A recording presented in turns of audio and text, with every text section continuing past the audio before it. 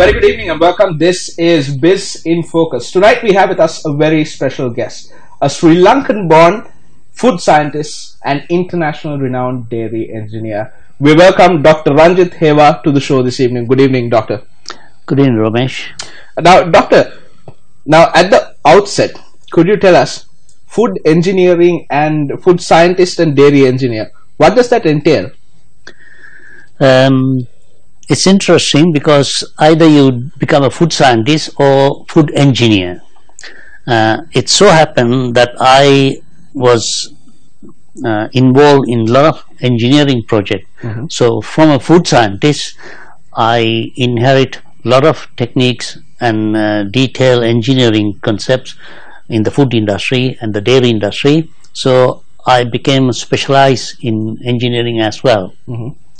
So that means that a customer who has a requirement for producing a food product, now I can design the food, and then I also can take him through the processing technique and the packaging techniques. So the whole package is there, and it's almost like a one step, for the customer. Right. You mentioned packaging. You mentioned earlier during our discussion that you specialize in sterile packaging. Yes, that's right. How important is packaging in the food industry in general? Right. You put a lot of effort to prepare the food, bring it to the factory, and if you don't put in the right package, then the product will be destroyed, and it will not get to the customer in good condition. That means food waste. So sterile packaging is one step above general packaging, because if you don't package with the sterile requirement, then obviously it goes off within a short period, and that's the food waste as well. So you have to make sure what you do is right. Good enough in this context is not enough. Right. It has to be perfect. Because we're talking about food. Food, absolutely. What do you think about the food industry, processing industry in Sri Lanka? Do you see sterile packaging in use, or do you see room for improvement in the industry? Certainly, my experience, say 10 years ago, you had very limited amount of sterile packaging systems, but now I see quite a few producers have the sterile packaging systems here, and that shows that they have understood what is required to give, for being economical, reduce food waste and deliver good quality product to the consumer. Now, in addition to being a food scientist, you mentioned that you are also a dairy engineer, and you hold several patents with regard to... That is correct. During my early days, I come across several problems related to the dairy industry, food industry, and I went along and researched some of those areas, and then I got patent for some of those things. They are internationally used. One that is commonly used now is the good tasting milk, sterile milk, in UHT packages. So these are commercially viable innovations. That's right. Yeah. Right. How important were these innovations to the development of the dairy industry? Early days, you developed UHT treatment in such a way that the consumer always complain about the cooked taste. For example, in here you have a product called Kalkiri. Now that is slowly disappearing, I believe, but UHT packages took over, and still the product was so cooked. And one of my patent is to give you the fresh tasting UHT product, and that is being used in UK, and many big producers of UHT processes and machinery they have come up with similar coping what I have patented. You spoke about the UK dairy industry. Yeah. I'm going to ask you about the Sri Lankan dairy industry. Right. Because we see, do you see room for improvement in the Sri Lankan dairy industry? Certainly, quite a lot. Why I said that is there are something like 94% of the milk is produced by the rural producers. Now, if you look at the quality of that milk, I'm sure you can count the number of undesirable bacteria is in millions. For example, supposing if I give an example as a 1 million, for example, we say it might be 2 million, I don't know, but my experience with India is that when I went to do some work there, at one place I come across 3 million per milliliter of milk, and that's a lot of bacteria. So similar to that, Sri Lanka are not far off. I'm not saying the big dairies, but smaller producers. 1 million is just too much. If you compare with, for example, UK, you're counting 10,000, 20,000 per mil. So it's a big reduction. You have to achieve that. You start with a bad product, you end up with a bad product. So you start with a good quality product. And it helps the physical and the organoleptic quality of the product. So that's where we start. 1/3 of what's produced in the rural dairy industry, 1/3 is lost. So it doesn't even get to the market. So if you take it, that's quite a lot of wastage. Now, if you want to improve all that, you must take care of how you take the milk from the cow. And from that stage, you have to have all the hygienic practices right to the end product. And that means a lot of taking care of what you do, how to do it, when to do it. I'm going to leave you at that. We're going to take a quick commercial break, but after we come back, we'll be talking more with Dr. Ranjit Heva, international renowned food scientist and dairy engineer.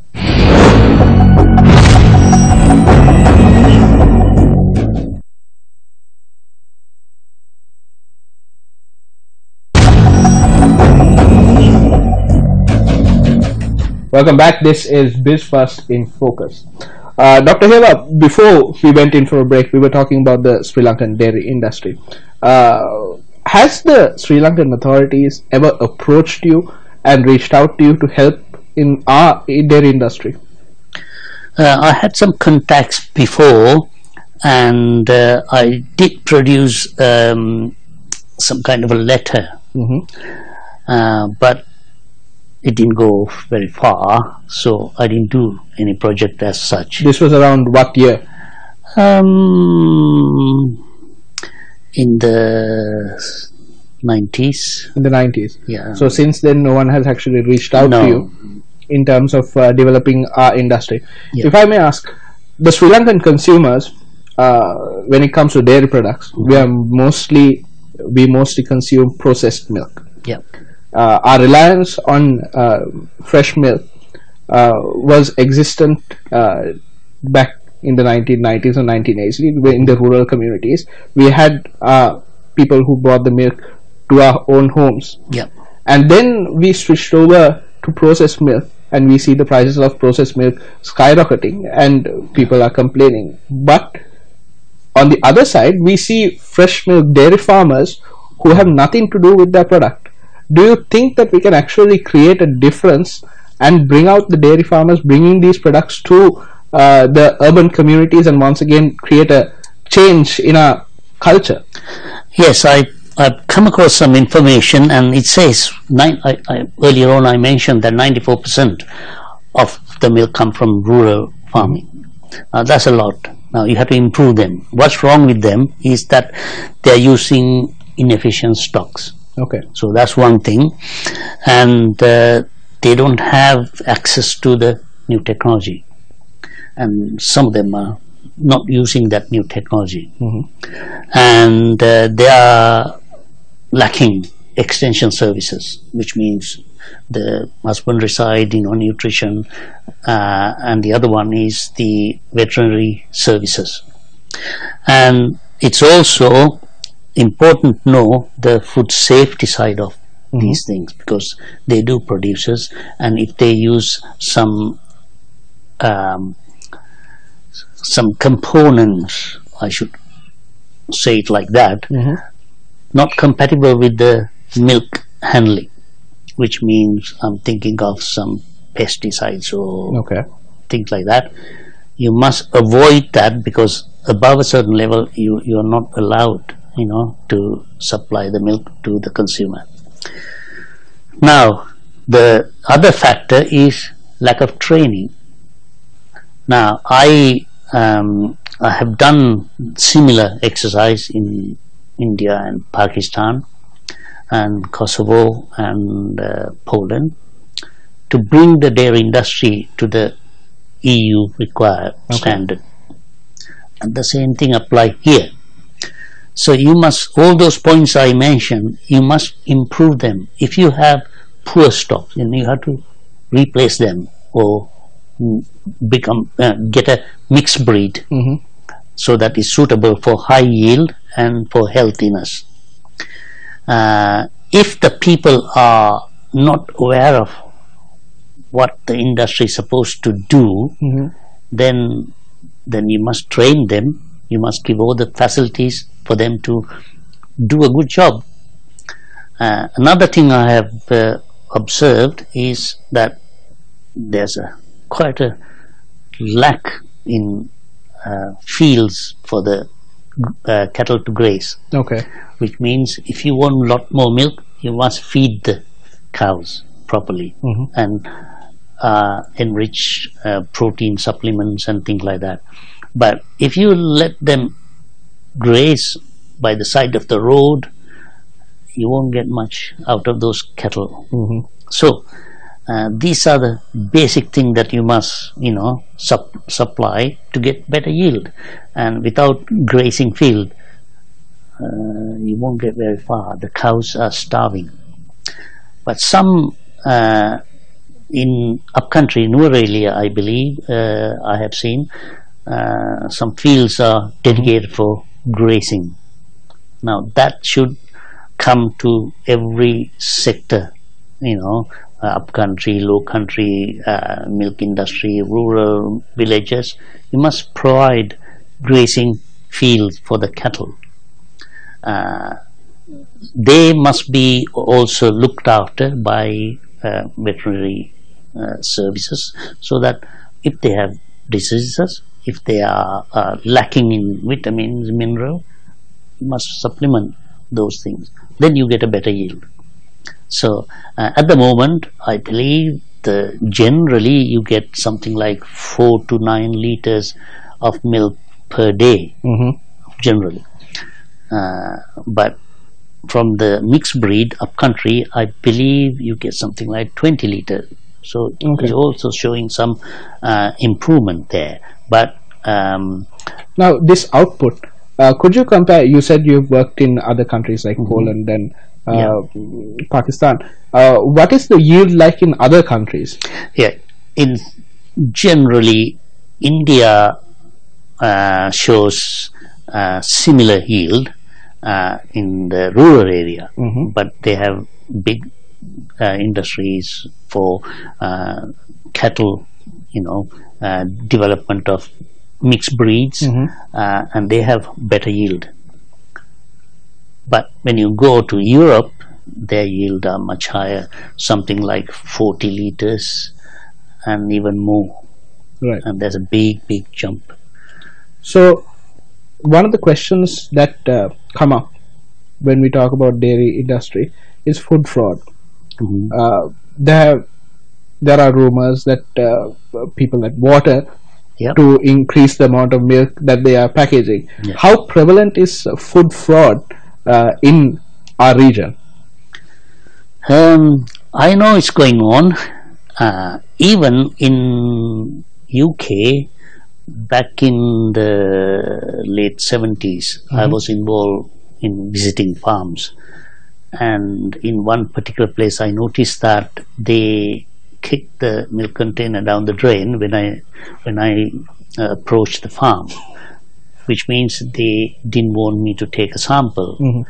But that is back in late 70s. But now you don't have that in UK or even mainly in Europe, because every milk is taken from the farm subject to a test to see how much water is being added. There's no, so from my experience there are no incidents of diluted milk. However much there may be accidental addition during processing when the water goes and wash it and the last bit get contaminated. But that is all being taken care of mainly through good management practices and engineering controls, because most of them are all automated now. So it is a problem. It shouldn't happen. It's a management of on-farm production right through the way to the factory. You must take care of good quality milk, preserve it until it's reached the consumer. With that advice to the Sri Lankan dairy community, we're going for our second commercial break. We'll be back on the other side with Dr. Ranjit Heva, and we'll be tackling food processing and the food processing industry in Sri Lanka. Stay with us.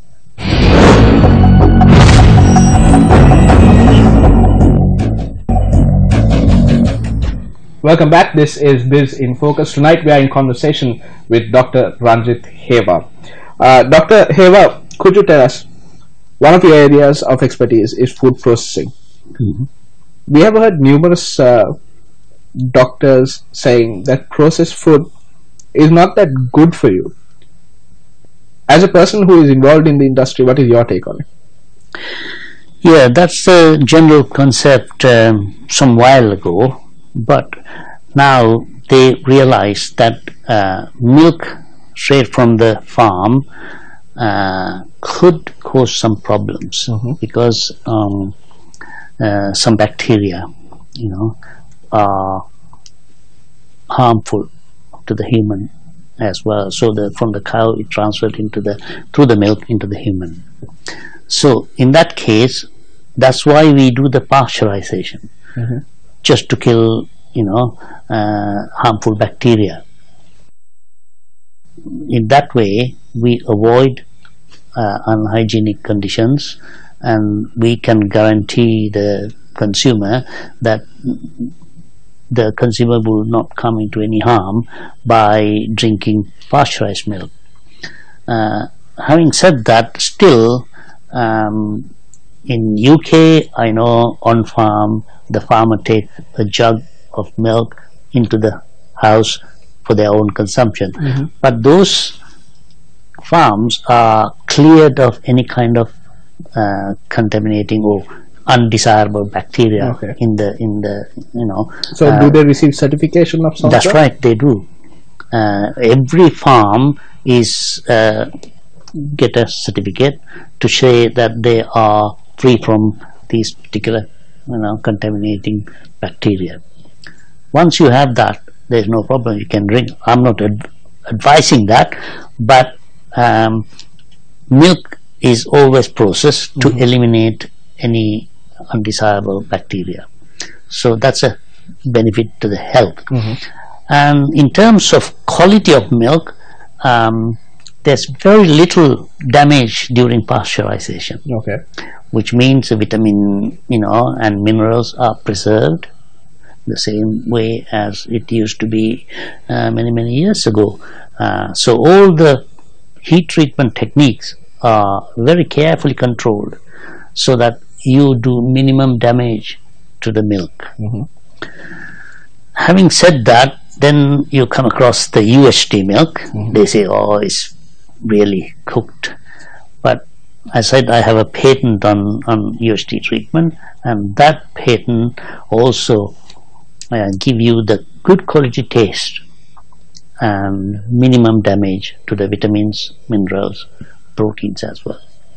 Now, earlier we were speaking about the certifications and the standards that were adopted by the Western countries. Yeah. Could you just explain to our viewers about the standards adopted by European countries when it comes to food processing and the dairy industry? Yeah. Now, there are many standards depending on where you want to end up. Now, I can give a good example. I just completed the latest dairy in Ireland, and our customers came and told us, if you have a standard called BRC, that stands for British Retail Consortium, we will buy your product. So either we get it or go without it. Now that is widely used in Europe, in certainly in UK. If you have BRC, you can sell your product to practically anywhere in the world, including China, Japan, India, all those places. There are others like ISO standards, which is, in my view, it's not as strict as the BRC standard. So you have a choice where you want to go, and you adopt various accredited, standard, and then you go for it. That's based on your clients. If your client going to accept the ISO, then that's okay.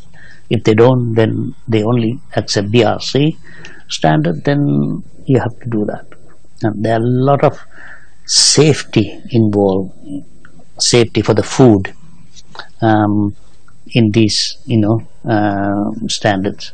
So that means give much comforting to know that you have BRC standard.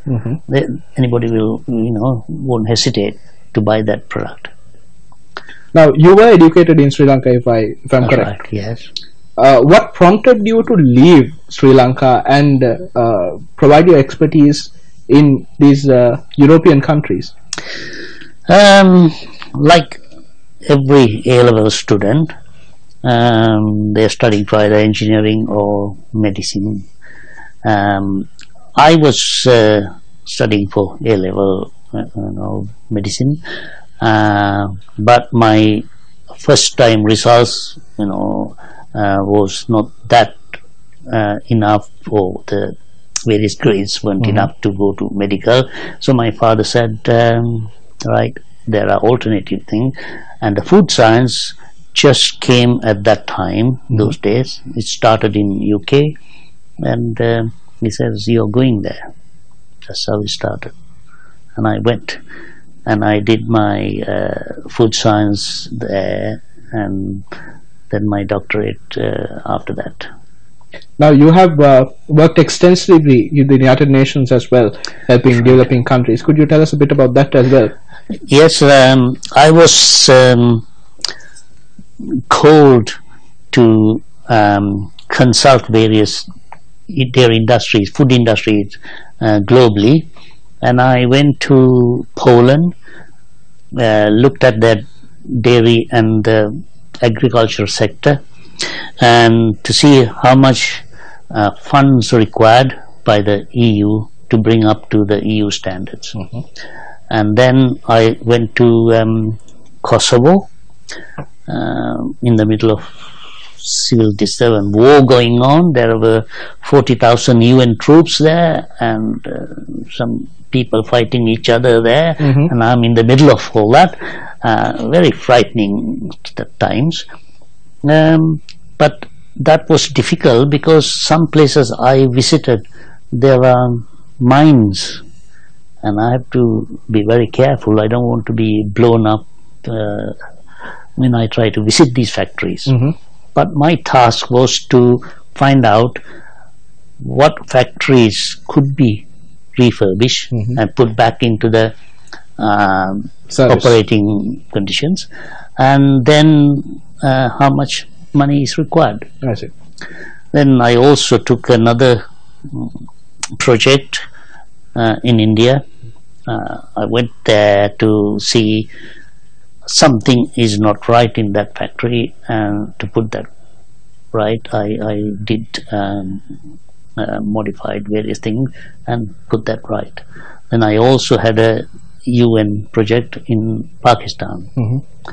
Pakistan to develop the rural dairy industry. Unfortunately, that's all the time we have, Doctor. Thank you very much for joining us. Thank you. That was Dr. Ranjit Heva joining us on News on Biz in Focus tonight. I'm Rameshwar Bandara. Good night.